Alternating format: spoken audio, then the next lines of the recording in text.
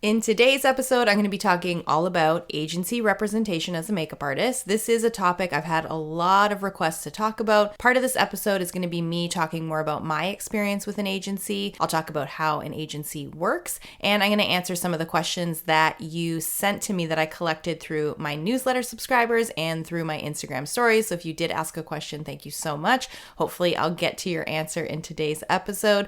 My name is Angie. I'm a full-time freelance makeup artist, and I'm the host of the Artist to Artist podcast. So let's get this episode started. I'll give you a brief history about my experience being repped by an agency. When I first quit my full-time job, I left because I actually got connected to a makeup artist who was represented by a Toronto agency. This person was so helpful to me. She encouraged me to go to an open call at this agency. I showed my portfolio. I shared a little bit more about my experience. After that meeting, I started getting calls to assist some of the other agency represented makeup artists. I felt like I was picking up momentum, and I knew that I had an opportunity to possibly do something with the agency in the future. So this is kind of what prompted me to quit my full-time job. Once I started to get to know the agency, some of the artists at the agency, I started getting calls for my own jobs. They were not the best jobs, but I took every opportunity that I could. And then I ended up getting signed as an emerging artist on their roster. Eventually, I got signed as just a regular artist on their roster. And just to give you an idea of the time span of all this, and my progression through the agency was fairly quick based on what I understand from other artists who I know that are agency represented. It was a 5-year situation. So probably, I think I said this in my first episode, it took me around a year just kind of assisting and getting to know everybody, maybe slightly longer. And then I got signed as an emerging artist. And I really can't remember how long it took. It was not a short period of time. It was maybe 1 or 2 years. And then I got kind of,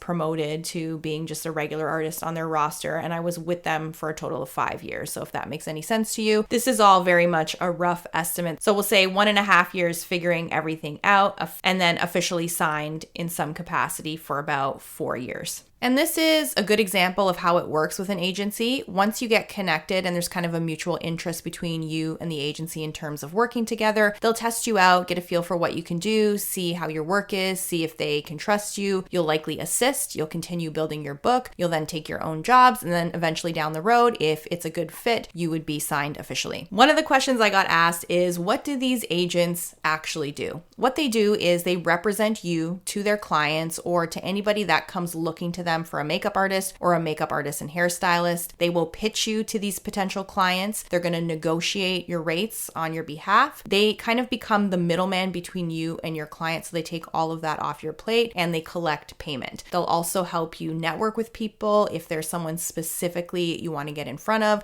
they can help with your marketing. They can give you some career direction. Well, some of the agents can. Sometimes it doesn't work out quite like that. It really depends on your agency. What is important to know that when you get work through an agency is that you're paying for this representation. So the agency I was with, they take 20% of my rate. I've heard the norm is 20 to 30%. And then they also charge your clients a fee on their end to provide the service of supplying them with a makeup artist. So my agency was 20% off my rate they would take, and they would charge my clients an additional 20% in addition to the rate that they presented for the job. I hope that's clear and I hope that makes sense. Here's what they don't do when you're signed, and this is your accounting that is still on you. They also don't only represent you alone to clients. They offer up anybody who would be a good fit, and the client will choose what works for them. They're not going to seek out or pay for training and education for you if you're weak in certain areas. I did get asked about this from a few artists. Your training is always going to be your responsibility. And agencies cannot guarantee work. So whether you're signed by an agency or you're just freelance, you could have slow periods. You could have periods of financial insecurity. Just because you have an agent doesn't mean you're going to have a regular stream of clients coming in. I do want to be clear that I am really only speaking from what I know to be true about working with an agency. I do have some friends that are with different agencies. There may be some agencies out there where things are a little bit different. This is just general stuff I wanted you to be aware of in terms of what they do and what they don't do. I will sometimes get questions like, Angie, I'm working with an agency. They're taking 35% off my rate. Is this normal?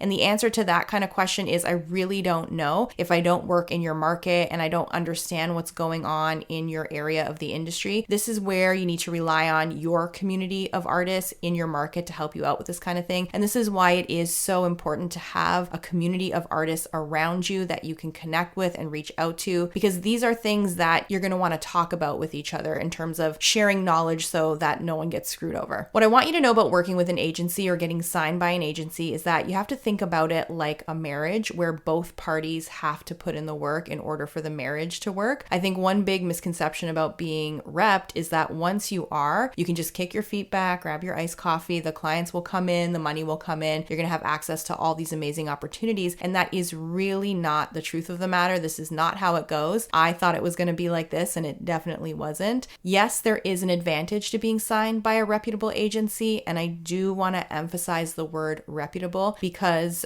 before we get into this, you do have to do your research about the agencies you're interested in. Thankfully, we have social media to help us out with this. You should be stalking all the artists that are signed with the agency you're interested in so you can see exactly the type of work that they're doing. You can get a better understanding of the caliber of the agency that you might be interested in signing with. There are a lot of kind of these startup agencies popping up that just won't have established relationships with good clients. So you do want to make sure if there's an agency that you're interested in, it is established. They have a roster of very strong, talented artists who are currently working with good clients. Being signed with an agency, it does give you a different type of access. Now that I am freelance myself, this does limit some of the clients I'm going to have access to because certain clients really only want to go through an agency because they see the agency as providing insurance that they're going to be hiring a professional and not just someone off the street. Clients see agency represented artists as a higher caliber of artists sometimes because they get special access to bigger clients, celebrities, that type of thing. So clients can see artists rep by agencies as people who are responsible, qualified, professional, trustworthy, and that can be some people's general impression. Artists who are not represented like myself, we have to work much harder at proving ourselves sometimes. But on the other side of that, there are clients that don't want to deal with agency represented artists. They don't want to pay any extra fees. They don't want to go through another person to hire a makeup artist. They want to talk to the makeup artist directly, or they may want to have the makeup artist involved in more of the creative process or the planning process. So that's something else to think about. And quite honestly, sometimes agents can be very hard to deal with. So you have to consider that. During the time that I was agency represented, I had a couple agents that were very difficult to deal with. So difficult, in fact, that my clients just kind of gave up on it and they didn't want to work with me any longer because they didn't want to deal with my agents. So I wanted to make sure you get the full story here. And this can be true sometimes when it comes to agency representation. Let's get back to this concept of signing with an agency as a marriage where both parties have to put in the work in order for the marriage to be successful. So when I got signed, I really thought that I had made it. I thought that I was just going to be easy sailing. I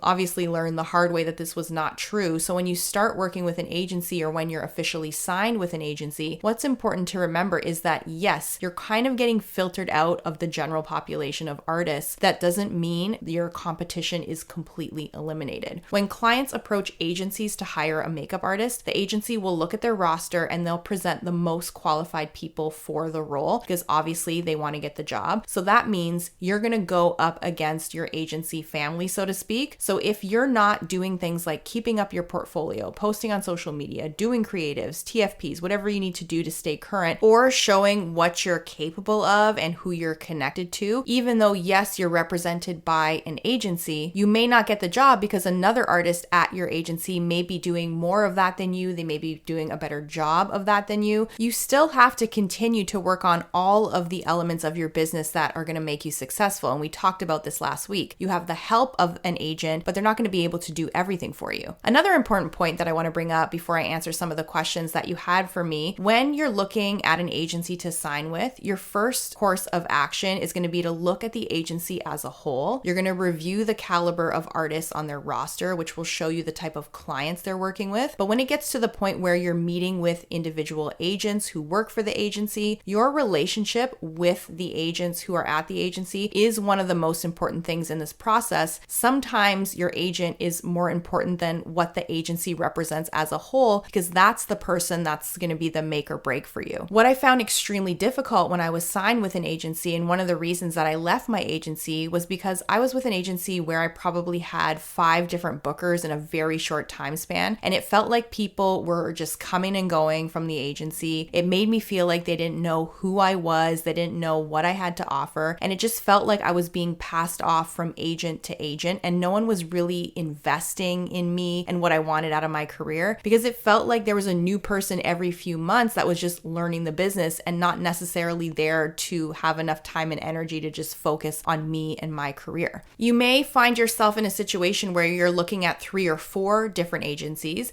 and once you get inside the agency ecosystem, if you fast forward to sometime in the future where you're actually signed by an agency, remember you're going to be talking to this agent or a group of agents almost every single day. So it really is like a marriage, and you need to feel good about the people that are going to be helping you in your career. They're essentially your business partners. So that's really important to think about. Yes, who the agency is, what they represent, the artists they have on their roster, this is important. But what's also important is the relationship you have with the individual booking agents, because they play a big part in how much you're going to be able to achieve and accomplish while you're signed. Let's talk a little bit about how you get your foot in the door with an agency. Everyone is going to have a slightly different story that they will tell once you start talking to other makeup artists. For me, I was lucky enough to get connected to an artist who was agency represented. That artist was nice enough to encourage me to approach the agency with my portfolio the way it was. And that agency also happened to be doing open calls, which is not the case with every agency. And it was just the timing for everything was really right for me. You also have to keep in mind that I was older, so I'm going to come in with a different confidence, a different skill set. I also had pre-existing paying clients, which is of course very valuable to the agency, because once we start working together, they get my clients. I can't just keep those rates to myself. I definitely needed some work and development, but I was in a good position and I brought something to the table for them. And this is why my path through this agency, why things happen so fast. And this is not going to be the case for everybody.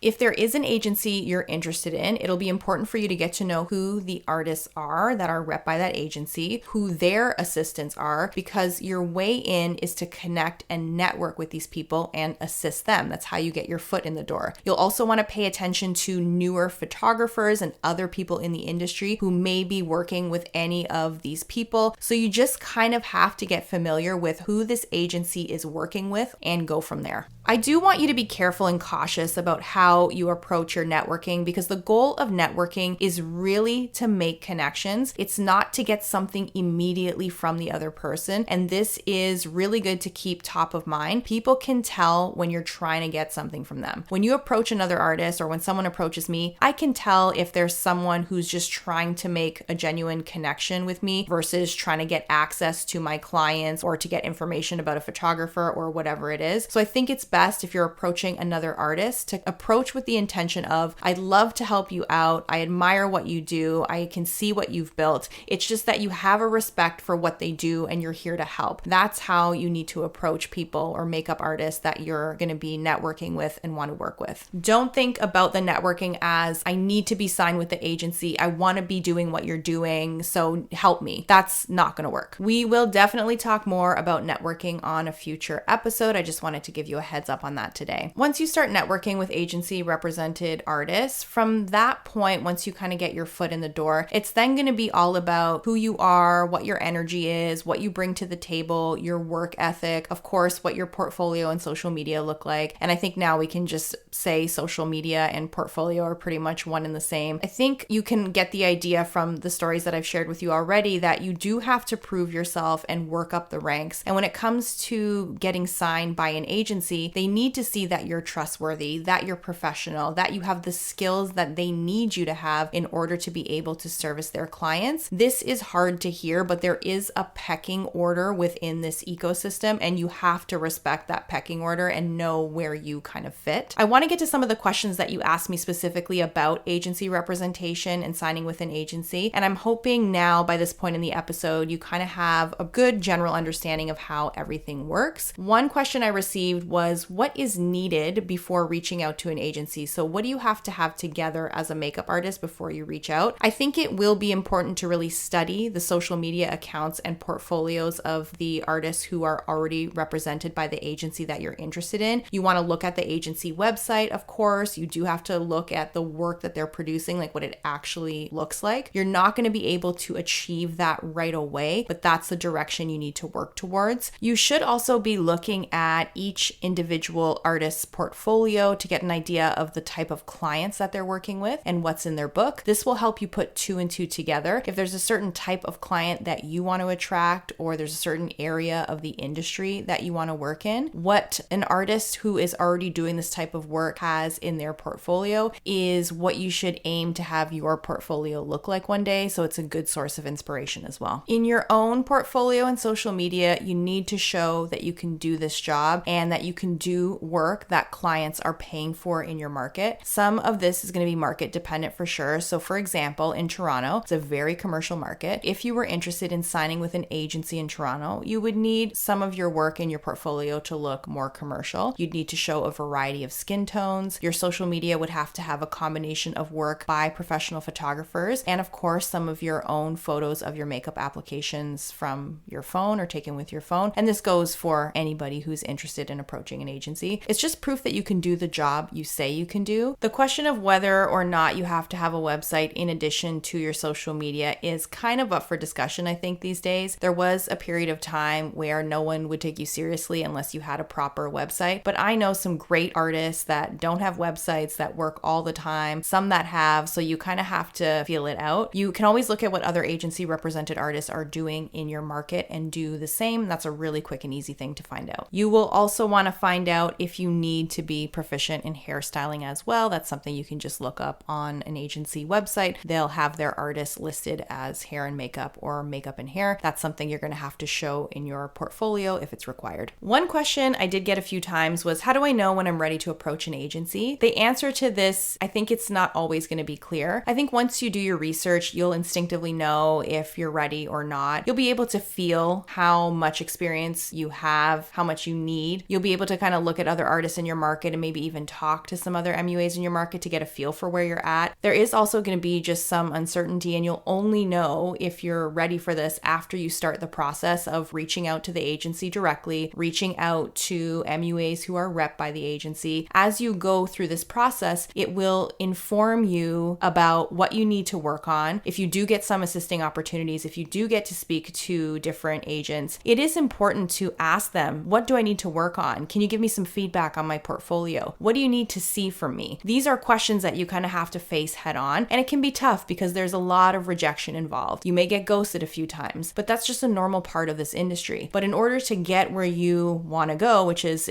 that is being signed by an agency, you definitely have to dive in head first, and you need to make those big leaps. And if an agency says, no, we're not interested, it's truly not going to really change anything for you in the immediate future, because regardless of if they say yes or no, we're interested, we're not interested, the same amount of work is still going to be required on your part to get your career to the next level. And an agent can't do that work for you. So don't let the fear of being rejected hold you back. That no that you receive from an artist or from an agency could be the thing that's the catalyst for getting you to the next level. Another question that popped up a couple of times was, do you choose the jobs or does the agency choose the jobs for you? Basically what happens is requests for artists come into the agency for paid bookings, for creatives. What the agency does is they look at the roster, they see who they think is going to be the best fit for the job or for the client or the shoot or whatever it is, and then they'll reach out to you and ask you if you're interested in taking the job. They'll give you some details about it. And you can decide whether or not you want to be put forward for the job. When an agent calls you about a job, it doesn't mean automatically you have it. It just means they want to see if you're interested, feel things out. They'll take who's interested back to the client, and the client will make the best choice for them. When you're newer to an agency or a relationship with an agency, you do want to limit how often you're saying no, because there's going to be 5 artists behind you who will say yes, and you really never know where one job is going to take you next. If you are in this situation, I know it can be intimidating. I know you can be scared. Don't let these things hold you back from saying yes. And it is important to put your best foot forward to show that you're interested in working with the agency. And these opportunities are just opportunities for you to prove yourself to the agency. So you don't want to be turning them down very often. I think this last question is a great question to end this podcast on. And it was something that so many of you wanted to know. And the question you asked was, did I feel like being with an agency was worth it for me? And at this point in my life, I've been freelance for longer than I was ever rep by an agency, and it was totally worth it. I learned so much about the business. I became a better artist because I was around people very often who were much more experienced than I was, who were doing the type of work that I wanted to be doing. I met some amazing clients that I still have today. I made friends with some amazing people, and I met one of my best friends who's another makeup artist from my time at the agency. But I do have to say that working in an agency can be an extremely competitive environment. It's not for everyone. Some people just don't have what it takes. And there's some of you probably listening who may not enjoy being in that environment. You may feel like you might just be better off on your own. And for me, eventually at the end of my time there, I felt like I had done everything that I could. I felt like I did everything that they wanted me to do, and my career was just not progressing any further. And I felt strongly that it was time for me to move on and really do my own thing. Something I also wanted to mention is that getting signed by an agency or getting represented by an agency, it can be a very long process. It can take years in the making. So I know there's some people that see signing with an agency as a shortcut, but as you know, there's very, very few shortcuts in this industry. I would say close to zero. And signing with an agency is definitely not a shortcut. I have spoken with a lot of MUAs who feel stuck in their career and who feel like this is going to be the thing that gets them to where they want to go. But sometimes when you're stuck or when you feel like your career is not progressing the way you want it to, it could mean that you're just not putting in the work that you need to. And I talked about this on last week's episode. Whether you're represented by an agency or not, there's still work that needs to be put in. It's the same type of work. It's the same things that you have to work on to grow your business. I know that we sometimes see agency representation as this thing that's going to completely change your life. It's this thing that you look at like, if I can just get there, I know things are going to happen for me. My career is going to take off. I'm going to make so much money. And that is really not necessarily the case. It's not necessarily true for everyone. To do this job, it just requires a ton of work. It's a business like any other business. Agency representation, that's not always the key to success. It was a great experience for me. It set me up for success in a lot of ways, but getting signed with an agency did not completely change my life. I had the same struggles as any other artist that is starting their career. I did not make a lot of money. I was struggling financially for the first little while, even with agency representation. There were people that, even though I was rep, would still not work with me. I would reach out to people. I would still get ghosted. I would still get turned down. The other funny thing about being agency represented is that you kind of know who is getting put up for jobs in addition to you. And if you don't get a job, you can see who exactly got the job from your agency. So that's constantly in your face all the time. You see who you lose out to, which you kind of see that on social media anyways. But when you are signed with an agency, you kind of all know each other. And yes, you're happy that people are getting work that you know, but sometimes deep down you're just like, oh, why didn't I get that job? Oh, that was perfect for me. Oh, I really wanted this job. And my friend got it instead. So there's that little element of it too. But what I just wanted to be clear about today is that there are a lot of things to know about trying to sign with an agency or getting rep by an agency, and it doesn't take away how hard this job really is and how much work and effort you put into it. And I hope that today's podcast was helpful. I hope I gave you some good information about agencies, what to consider if you want to be agency rep. There's still a lot more to cover on this topic. I didn't want to overwhelm you with information on this. I just wanted to take some of the most common questions that I got from you and answer them in this episode. But if you have more questions about agency representation, you can always DM me on the Artist to Artist Instagram, or you can hit reply if you are a newsletter subscriber and send me any follow-up questions you have. I am happy to do just like a straight Q&A episode on signing with an agency. Happy to do that for you. Thank you so much for tuning in this week. Don't forget to follow Artist to Artist on Instagram. If you are enjoying listening to me every week, don't forget to subscribe. Leave some reviews. That always helps. And I guess I will talk to you next week. Bye.